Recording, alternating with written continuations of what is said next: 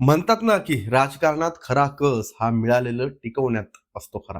सुधीर मुनगंटीवार यांच्या नाराजीनंतर मात्र भाजपमधल्या काही नेत्यांच्या नावाची सध्या चर्चा सुरू झाली. त्याला एक मसाला लावला गेला तो नाराजीचा. अशातलंच एक नाव म्हणजे चंद्रशेखर बावनकुळे, जे कधी काळी सक्रिय राजकारणात कुठे आहेत हे शोधूनही सापडत नव्हतं. मात्र आज त्यांचं नाव हे पुन्हा राजकारणाच्या मुख्य प्रवाहात आहे, ते पाहायला मिळतंय. राजकारणात एखाद्या नेत्याला काय हवं असतं असा प्रश्न विचारल्यावर उत्तर आपसुकच येईल.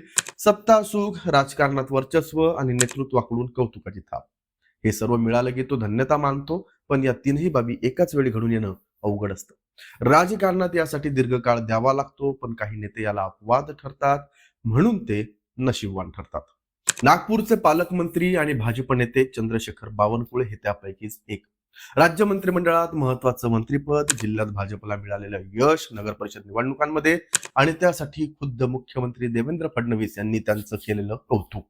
त्यामुळे राजकारणात बावनकुळे यांना हवं ते सर्व मिळालं का असा त्याचा अर्थ काढला जातो. राजकारणात यश ही कधीच अंतिम अवस्था नसते, ती फक्त पुढील परीक्षेची एक नांदी असते, सूचना असते.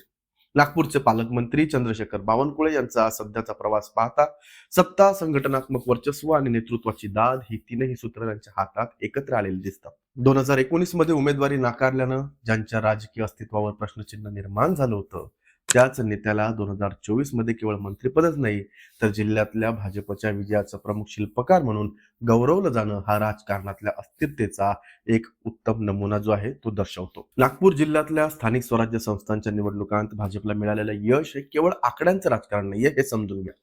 27 पैकी 22 ठिकाणी सत्ता मिळवणं म्हणजे संघटनात्मक पकड मजबूत झाल्याचा स्पष्ट संदेश तो आहेच. कामठी महापालिकेतील विजयाचा मुख्यमंत्र्यांनी केलेला उल्लेख हा केवळ औपचारिकता नव्हता, तर पालकमंत्री म्हणून बावनकुळेंच्या नेतृत्वावरची शिक्कामोर्तब केलं त्यांनी असं म्हणावं लागेल. रामगिरी सारख्या शासकीय त्यांच्या निवासस्थानी पक्षीय सत्काराचा कार्यक्रम होणं हे बदलत्या राजकीय संकेतांचं प्रतीक ठरतं. मात्र राजकारणात सध्याचं यश हे भविष्यातल्या सुरक्षिततेचं हमीपत्र हे कधीच नसतं.